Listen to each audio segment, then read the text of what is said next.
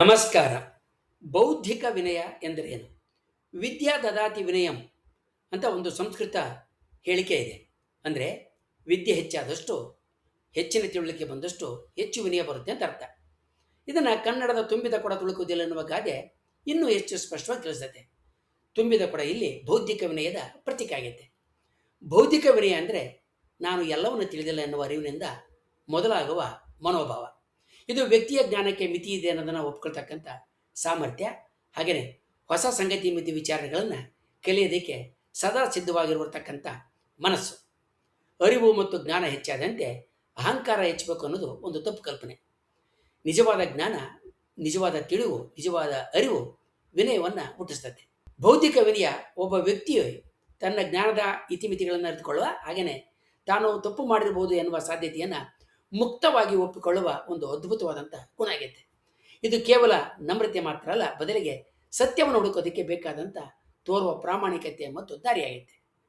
ಮಾನವನ ಇತಿಹಾಸವನ್ನು ನೋಡಿದ್ರೆ ಅನೇಕ ಮಹಾನ್ ಚಿಂತಕರು ತಮ್ಮ ಜ್ಞಾನವನ್ನು ಪ್ರಶ್ನಿಸುವ ಮೂಲಕನೇ ಮಹತ್ವವನ್ನು ಪಡ್ಕೊಂಡ್ರು. ಸಾಕ್ರಟಿಸು ನಾನು ಏನನ್ನ ತಿಳಿದಿಲ್ಲ ಅನ್ನೋದನ್ನು ನಾನು ತಿಳಿದಿದ್ದೇನೆ ಅಂತ ಹೇಳಿದ ಮಾತಿನ ಮೂಲಕನೇ ತನ್ನ ಬೌದ್ಧಿಕ ವಿನಯಕ್ಕೆ ಒಂದು ಗುರುತನ್ನು ತೋರಿಸಿದ, ಮತ್ತು ಅದು ಬೌದ್ಧಿಕ ವಿನಯದ ಅತ್ಯುತ್ತಮ ಉದಾಹರಣೆ ಅಂತ ಪರಿಗಣಿಸಲ್ಪಡುತ್ತೆ. ಇದೇ ರೀತಿ ಪ್ರಸಿದ್ಧ ವಿಜ್ಞಾನಿ ಆಲ್ಬರ್ಟ್ ಐನ್ಸ್ಟೈನ್ ಕೂಡ ತನ್ನ ಸಂಶೋಧನೆಗಳಲ್ಲಿ ಸದಾ ಸಂಶಯವನ್ನು ಉಳಿದುಕೊಂಡಿದ್ದರು.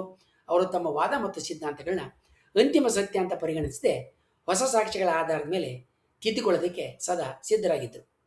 ಬೌದ್ಧಿಕ ವಿನಯಕ್ಕೆ ಹಲವಾರು ಲಕ್ಷಣಗಳಿದ್ದಾವೆ. ಅದರಲ್ಲಿ ಮೊದಲನೇದು ತನ್ನ ಮಿತಿಗಳ ಅರಿವು. ನಮಗೆ ಜಗತ್ತಿನ ಎಲ್ಲ ವಿಷಯಗಳು ತಿಳಿದಿಲ್ಲ ಎನ್ನುವ ಕೈ ಸತ್ಯವನ್ನು ಒಪ್ಕೊಳ್ತಕ್ಕಂಥದ್ದು ಇದರ ಮೊದಲನೇ ಹಂತ. ನಾವು ಎಷ್ಟೇ ಬುದ್ಧಿವಂತರಾಗಿದ್ದರೂ ಕೂಡ ನಮ್ಮ ತಿಳುವಳಿಕೆಯಲ್ಲಿ, ಅರಿವಿನಲ್ಲಿ ಅಂತರಗಳಿರ್ತವೆ, ಕೊರತೆ ಇರ್ತೈತೆ, ಮತ್ತು ನಮ್ಮ ನಿರ್ಧಾರಗಳು ಪಕ್ಷಪಾತದಿಂದ ಕೂಡಿರ್ಬೋದು ಅನ್ನುವ ಅರಿವು ಭಾಳ ಮುಖ್ಯ. ನಾನು ತಪ್ಪನ್ನು ಮಾಡಿದ್ದೇನೆ ಅಂತ ಒಪ್ಪಿಕೊಳ್ತಕ್ಕಂಥದ್ದು ದುರ್ಬಲತೆ ಅಲ್ಲ, ಅದು ಬೌದ್ಧಿಕ ಶಕ್ತಿ ಮತ್ತು ಬಲ ಆಗೈತೆ. ನಾನು ಹಿಡಿದ ಹಾದಿ ತಪ್ಪಂತ ತಿಳಿದಾಗ, ತಾನು ಹಿಡಿದ ಹಾದಿ ತಪ್ಪಂತ ತಿಳಿದಾಗ ತಕ್ಷಣವೇ ಅದನ್ನು ಸರಿಪಡಿಸಿಕೊಳ್ಳುವ ಗುಣ ಇದರಲ್ಲಿ ಸೇರ್ಕೊಂಡತ್ತೆ. ನನಗೆ ಗೊತ್ತಿಲ್ಲ ಅಂತ ಹೇಳೋದಕ್ಕೆ ಹಿಂಜರಿಯದಿರೋದು ಬೌದ್ಧಿಕ ವಿನಯದ ಮತ್ತು ಬೌದ್ಧಿಕ ಬೆಳವಣಿಗೆಯ ಸಂಕೇತ. ಎರಡನೇದಾಗಿ ಹೊಸ ವಿಚಾರಗಳಿಗೆ ಮುಕ್ತ ಮನಸ್ಸನ್ನು ಹೊಂದಿರೋದು. ಬೌದ್ಧಿಕವಾಗಿ ವಿನಯಶೀಲರಾಗಿರುವಂಥ ವ್ಯಕ್ತಿಗಳು ಇತರರ ಅಭಿಪ್ರಾಯಗಳನ್ನ ಗೌರವಿಸ್ತಾರೆ. ತಮ್ಮ ನಂಬಿಕೆಗಳಿಗೆ ವಿರುದ್ಧವಾದ ಮಾಹಿತಿಗಳು ಬಂದಾಗ ಅವರು ಸಿಟ್ಟಾಗದೆ ಅದನ್ನು ವಿಶ್ಲೇಷಣೆ ಮಾಡ್ತಾರೆ. ಅದರೊಳಗಡೆ ಸತ್ಯವನ್ನು ಹುಡುಕೋದಕ್ಕೆ, ನಿಜವನ್ನು ತಿಳಿಯೋದಕ್ಕೆ ಪ್ರಯತ್ನ ಮಾಡ್ತಾರೆ. ಇದು ಕೇವಲ ನಾನು ಹೇಳೋದೇ ಸರಿ ಅನ್ನುವ ಹಠಮಾರಿತನವನ್ನು ಬಿಟ್ಕೊಡ್ತಕ್ಕಂಥ ಸಂಗತಿ ಆಗೈತೆ. ಹೊಸ ಕಲಿಕೆಗೆ ಮನಸ್ಸನ್ನು ತೆರೆದಿಡೋದು, ಹಾಗೆಯೇ ಬೇರೆಯವರ ಅಭಿಪ್ರಾಯಗಳನ್ನು ಕೇಳಿ ಅರ್ಥ ಮಾಡ್ಕೊಳ್ಳೋದು ಇದರ ಮುಖ್ಯವಾದಂಥ ಅಂಗ ಆಗಿರುತ್ತೆ.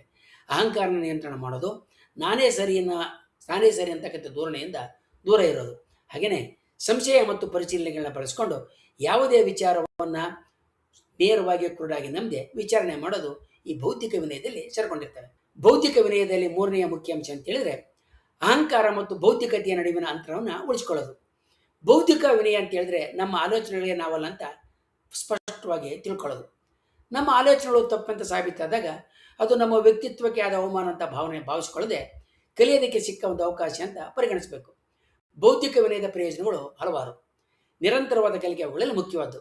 ನಾವು ಜ್ಞಾನದ ಬಗ್ಗೆ, ಅರಿವಿನ ಬಗ್ಗೆ ವಿನಯವನ್ನು ತಾಳಿದಾಗ ಮಾತ್ರ ಹೊಸದನ್ನು ಕಲಿಯೋದಕ್ಕೆ ಸಾಧ್ಯ ಆಗುತ್ತೆ.